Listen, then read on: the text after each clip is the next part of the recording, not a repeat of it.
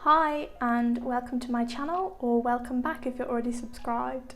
Today I'm going to do something that I think is quite exciting, and that is attempt to do some natural dyeing with onion skins. Yes, and I have been collecting onion skins for a bit over a month now.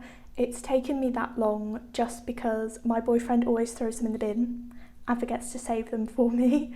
But I've been really excited about trying this out. I've never dyed anything before, so this will be the first time, and I've chosen onion skins just because I've heard that the skins have a lot of natural tannins in them, so I won't need to use a mordant and the colour should still stick to the fibres. Fingers crossed.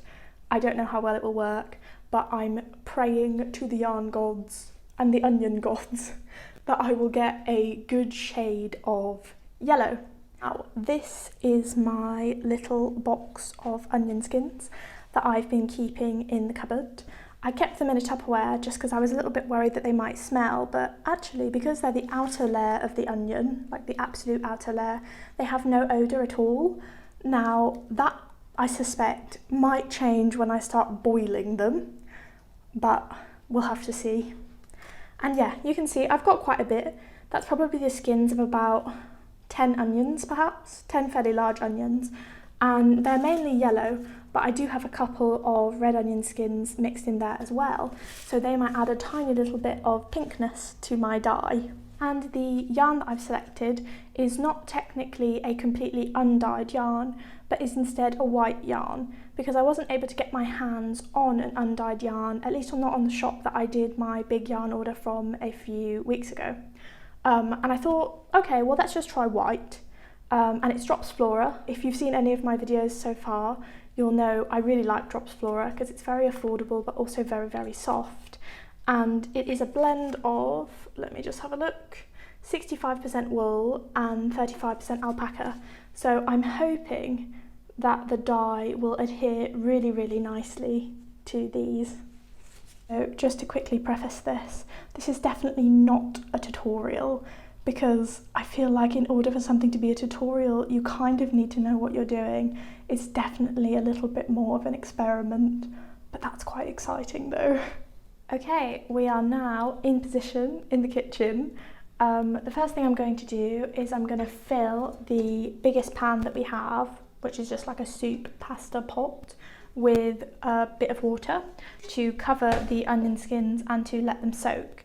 Now, some people recommend soaking them overnight, but you know we're just not going to do that. We're going to soak them for hopefully a couple of hours, and I'm praying that that will turn the water quite a deep shade of sort of orangey, browny red. But yeah, fingers crossed, and let's see.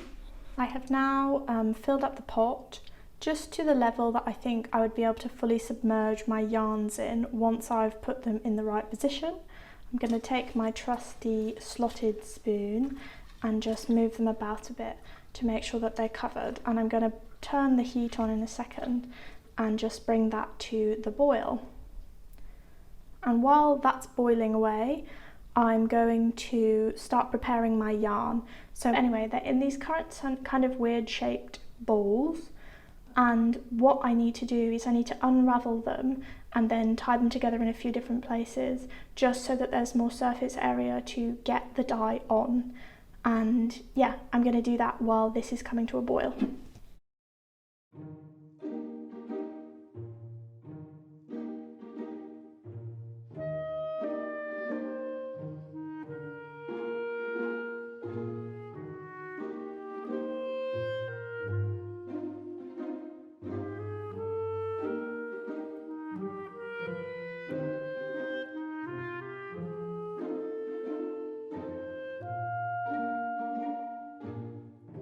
Disaster sort of averted.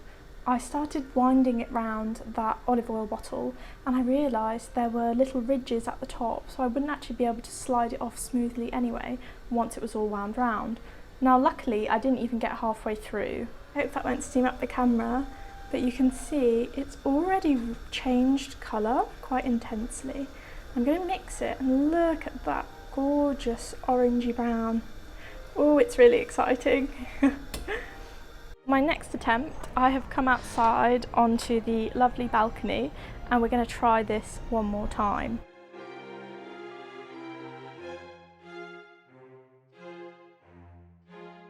I'm having a bit of a ball winding disaster out here. This, everyone, is why you wind your balls properly.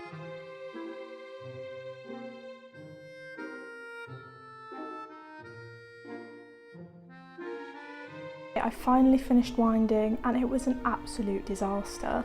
Yeah, first of all it got all tangled and then it popped right off the chair I was winding it round, and eventually I just put it around my foot. Not great, not a great start, not feeling really confident. Now I have to do that to the second ball and I'm praying that it's going to go a bit better. This is the result. It's a bit of a mess, but it is a loose hoop, which I'm just gonna have to believe will be good enough. Okay, so now the second one is done. Also a little bit of a disaster, I'm not gonna lie. There's not a lot I can really do about it though. I tried. This one was totally the foot method. And I think that actually the one on the chair did work quite a bit better. But I was just trying to save a bit of time and effort by doing it this way. But I think I might have shot myself in the foot because you can see, oh, it is quite tangled.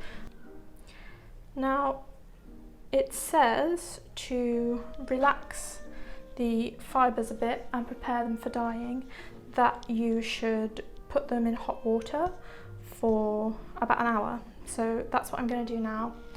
I'll plop these in that bowl there and put some warm water over the top and then leave them, and I'll go and recover and maybe have a nice mug of tea.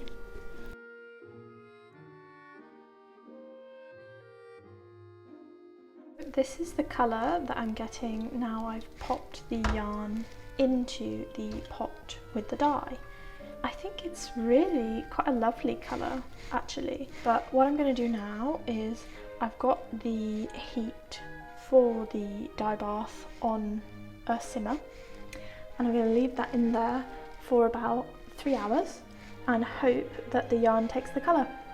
Okay, so the yarn has been in the dye bath for about an hour and a half or just under 2 hours now.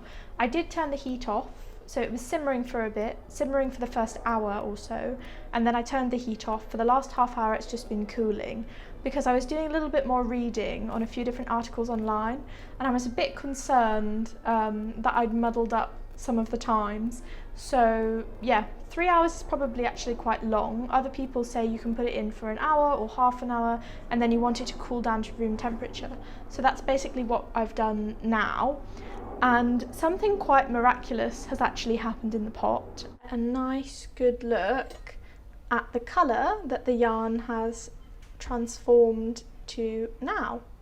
And most fantastic of all is that the water that was previously so thick with all of that orangey yellow dye has almost gone clear, and it seems like all of that colour has just soaked into my fibres. Here it is, my first loop. I'm just going to squeeze out some of that extra dye water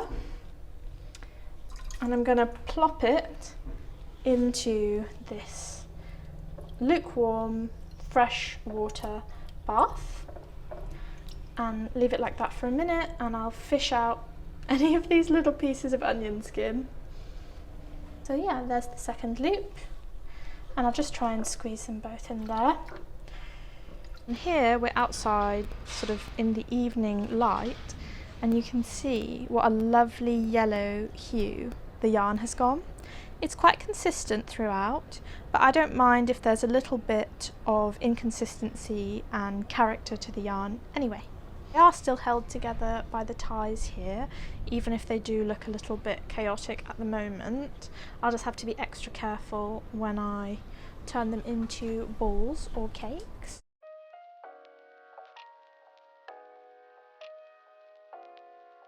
Okay, we're back for day 2 and I can't fully explain how much of a disaster my winding into a loop has been. This is what we've got. super chaotic, and I've been thinking about the colour. It is quite a pretty shade of orange. It's quite warm and quite a bit of colour has gone into the yarn, but I'm just not sure that this colour goes very well with my skin tone. I feel like it's just a little bit pale for me, and I'm wondering if I do another dye bath, this time with tea, if it won't give me a nicer, sort of richer, slightly deeper browny hue rather than this quite pale orange. Yeah, so that's what I'm thinking about doing right now. Quick look at this in the daylight.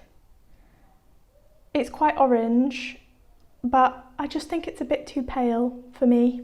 It washes me out a bit, and I'm not entirely convinced. I've wrapped this round here, and I'm hoping and praying that during the next dye bath it won't get all tangled like the last one did, but I don't know exactly how you're supposed to wrap it round to get it really, really nice and smooth and let it come out really easily. But I am going to use contrasting colour yarn now to tie it together in probably 6 locations rather than just the 2, because that didn't help very much. Yeah, for round 2 at the hob, I've got 10 Twinings tea bags. Hopefully that will be enough to darken the colour. And I'm just going to bring the water to boil.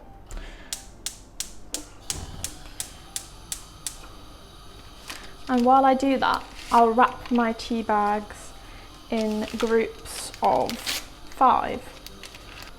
Here's my first little tea bag clump.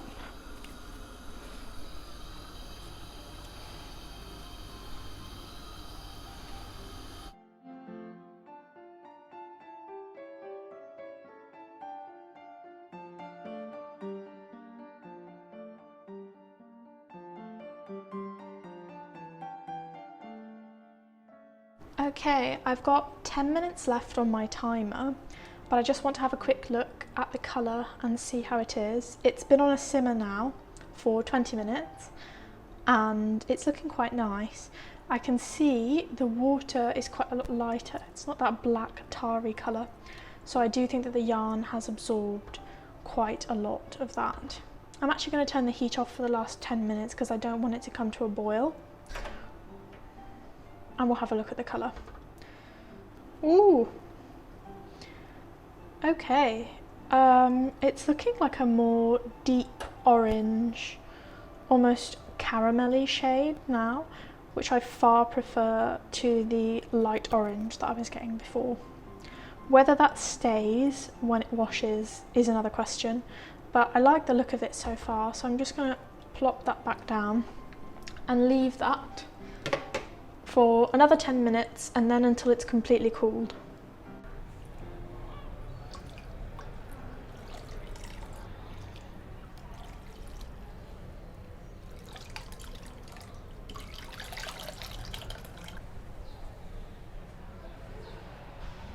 Now the next day, and welcome back again.